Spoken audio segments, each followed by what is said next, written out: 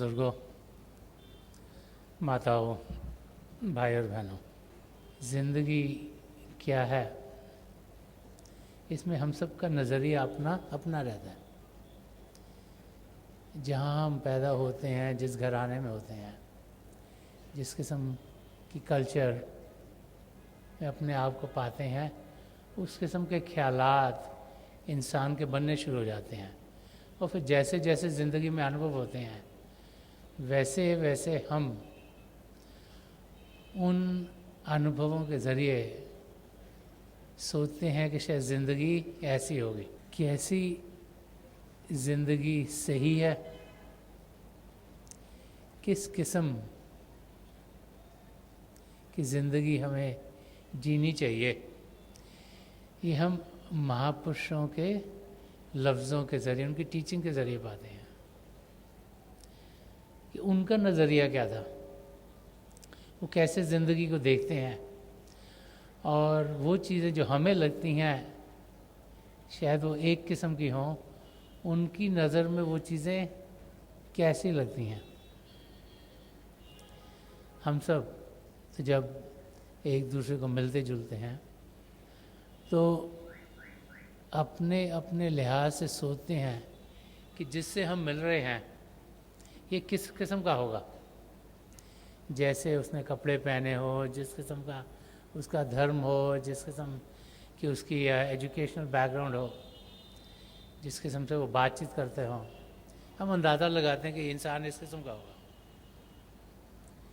लेकिन महापुरुषों का नज़रिया क्या है, वो जब किसी से मिलते हैं तो वो क्या देखते हैं। संदर्शन सिंह जी महाराज ने एक जगह ऐसे ही दर्शाते हुए फरमाया है कि गले लगा लो हर इंसान को कि अपना है, चलो तो राह गुजारों में बांटते हुए प्यार।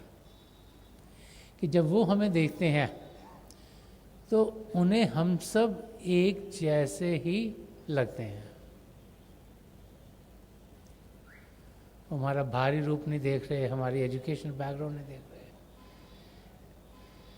हम अमीर हैं, गरीब हैं, पढ़े लिखे हैं या नहीं पढ़े लिखे, एक देश के हैं कि दूसरे देश के हैं, एक भाषा बोलते हैं कि दूसरी भाषा बोलते हैं, उस और वो ध्यान नहीं देते। तो उनका ध्यान कहाँ जाता है? हमारी असलियत की ओर, हमारी आत्मा की ओर। और जब हम संत दर्शन सिंह जी महाराज के लिखे हुए वचनों को पढ़ते हैं तो बार बार बार यही हमारे सामने खुलता चला आता है। वो ऐसे ज़माने में जिए जब हिंदुस्तान में हिंदुज़म और इस्लाम ये दो मेन धर्म हुआ करते थे।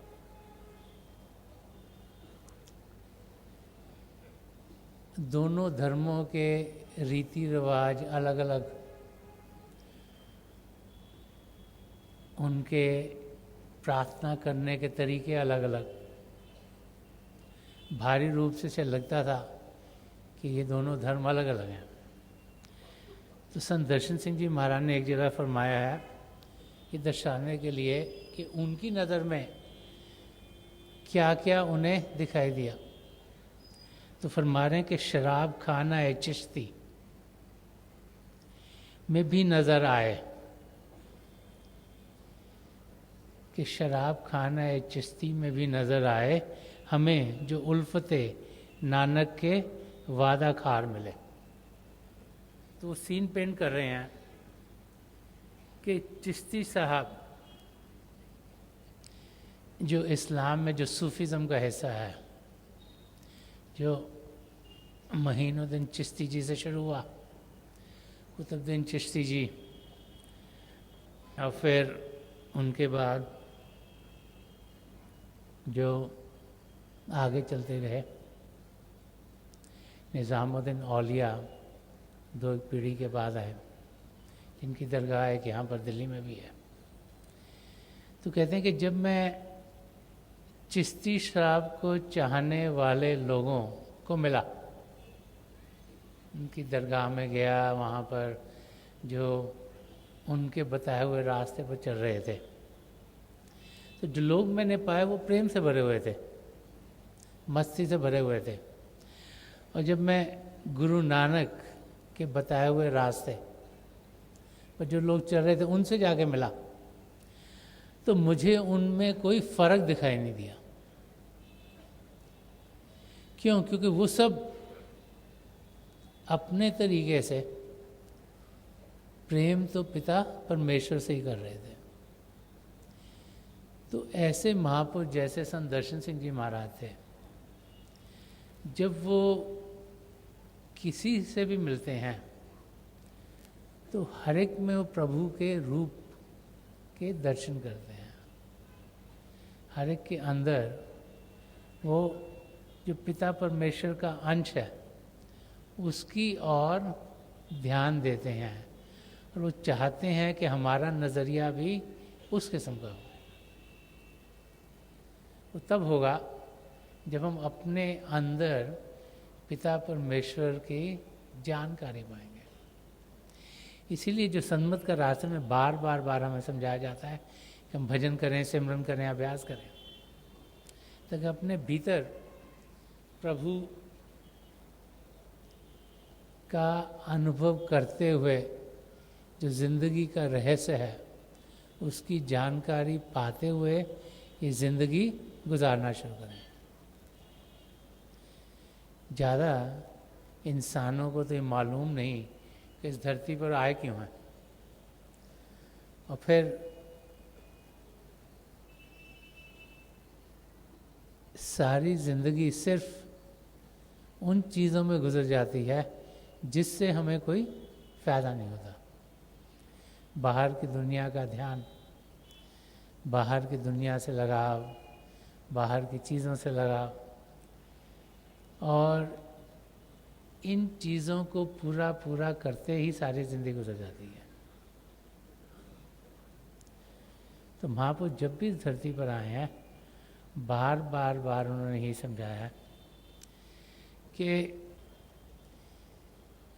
हमें पिता परमेश्वर का अनुभव करना है। इन सबको अपनी ज़िंदगी में प्रभु का अनुभव हुआ, जिसे इनलाइटनमेंट कहते हैं। ओके, पिता परमेश्वर का अनुभव करना। गुरु नानक देव जी महाराज ने 3 दिन की समाधि लगाई। इनकी समाधि 3 दिन तक लगी, उन्हें पिता परमेश्वर का अनुभव हुआ, और उस दिन के बाद वो जनता की मदद में लगे गए। अपना घर पर छोड़कर शमशान भूमि में जा बैठे। घर वालों ने सोचा शायद इन पर कोई भूत सवार हो गया। उन्होंने एक मौलवी जी को भेजा कि उनको ठीक करके घर वापस लेके आए। तो जब मौलवी जी शमशान भूमि में पहुंचे तो गुरु नानक देव जी महाराज ने बड़े प्यार से उनसे कहा कि कई लोग तो समझते हैं मुझ पर भूत सवार हो गया, कई लोग समझते हैं कि मैं बेचारा हो गया, मेरा कोई सहारा नहीं,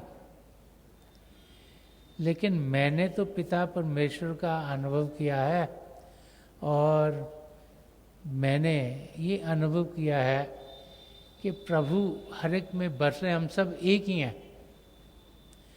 और इसलिए मैं हर एक जीव की मदद करने के लिए निकल पड़ा हूँ।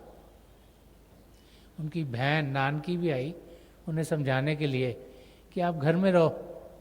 उन्होंने बड़े प्यार से कहा कि मैं सबकी मदद करने के लिए आया हूँ। और जब हम उनकी ज़िंदगी देखते हैं तो कितनी ट्रैवल उन्होंने की कि हम लोग जो पिता परमेश्वर को भूल चुके थे कि हम सबका ध्यान पिता परमेश्वर की ओर हो। ऐसे महापुरुष जब भी धरती पर आते हैं वो चाहते हैं कि हम पिता परमेश्वर को जानें, उन्हें पहचानें और अपना ध्यान प्रभु की ओर करें। उनका रास्ता प्रेम का रास्ता होता है। वो चाहते हैं हम प्रभु के प्रेम का अनुभव कर पाएं। संत दर्शन सिंह जी महाराज ने फरमाया कि खुदा से इश्क किया आदमी से प्यार, कि ऐसे महापुरुष प्रभु के प्रेम में रगे हुए होते हैं कि खुदा से इश्क किया, कि पहले परमात्मा से, खुदा से प्रेम किया, और जब उस प्रेम का अनुभव हो गया फिर हर एक इंसान, हर एक जीव से प्रेम खुद ब खुद होना शुरू हो जाता है। और जब महापुरुषों, किसी महापुरुष की ज़िंदगी देखें तो बार बार बार यही हमारे सामने खुलता है कि कितने प्रेम से हर एक के साथ जीते थे, उनकी ओर से मदद हर एक को जाती थी, चाहे वो एक धर्म का हो चाहे दूसरे धर्म का हो, चाहे उनका नज़दीकी हो चाहे कभी मिला ना उनको।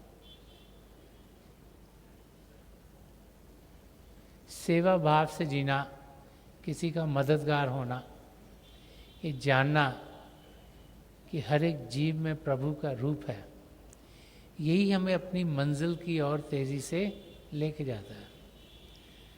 संत दर्शन सिंह जी महाराज, जिन्होंने बहुत कुछ रूहानी रास्ते के बारे में कहा और बहुत कुछ कहा है एक शिष्य और गुरु के रिलेशनशिप में, वो जो प्यार का रिलेशनशिप एक शिष्य और गुरु में है, वो आम इंसान उसे समझ नहीं पाता, क्योंकि आम इंसान उसे समझ नहीं पाता तो सोचते हैं कि ये दीवाने हो गए हैं, ये पागल हो गए हैं, इनको हुआ क्या।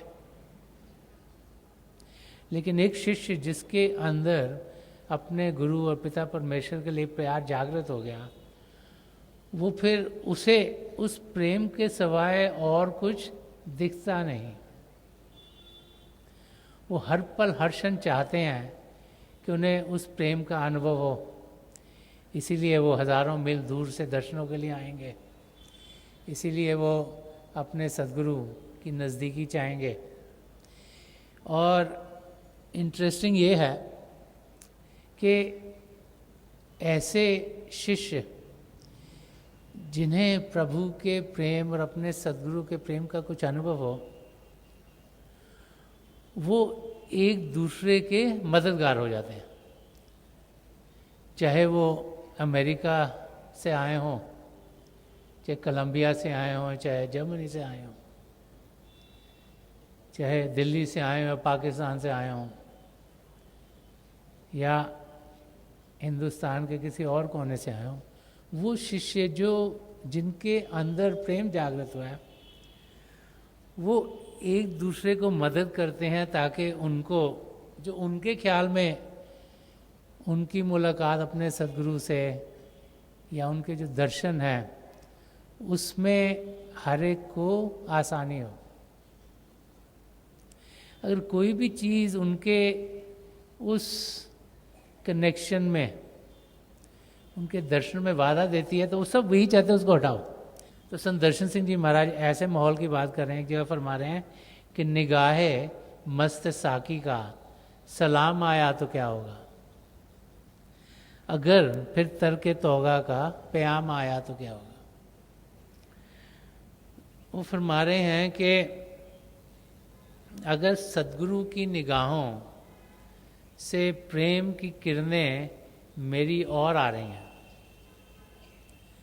और वो प्रेम की किरणें उनकी आंखों से मेरी आंखों तक, उनकी रूह से मेरी रूह तक पहुंच गई, रूह में वो बाहर आ गया, रूह में एक लगन पैदा हो गई, रूह में उनके लिए प्रेम जागृत हो गया, प्रभु के लिए प्रेम जागृत हो गया, तो उसको मैं कैसे कंट्रोल करूं?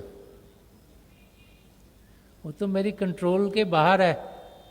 क्यों? क्योंकि मैंने तो शुरू नहीं करा, वो तो मेरे सद्गुरु से जो अगर प्रेम का बुलावा आया है तो मैं रुकूंगा कैसे? और जब हम हिस्ट्री देखते हैं, संत मत की हिस्ट्री देखते हैं, तो शुरू से ही हम देखते हैं कि कई ऐसे शिष्य होते हैं जो बार बार बार बार दर्शनों के लिए आते हैं। इसीलिए कबीर साहब ने फरमाया कि अपने सद्गुरु के दर्शन एक बार नहीं, हम दिन में 1000 बार करें। क्यों करें? क्योंकि ये मालूम नहीं कि किस समय किस क्षण ऐसी नजर करम हम पर हो कि हमारा कल्याण हो जाए, कब उनकी मौज हम पर बरसे, कब उनकी दया दृष्टि हम पर पड़े कि जन्मों जन्मों कि जो मैल हमारी आत्मा पे पड़े हैं वो हट जाएं, जो हम पिता परमेश्वर से जन्म जन्म से अलग हो जाए, कि दूरी दूर हो जाए और हम अपनी मंजिल की ओर तेज़ी से बढ़ना शुरू हो जाए।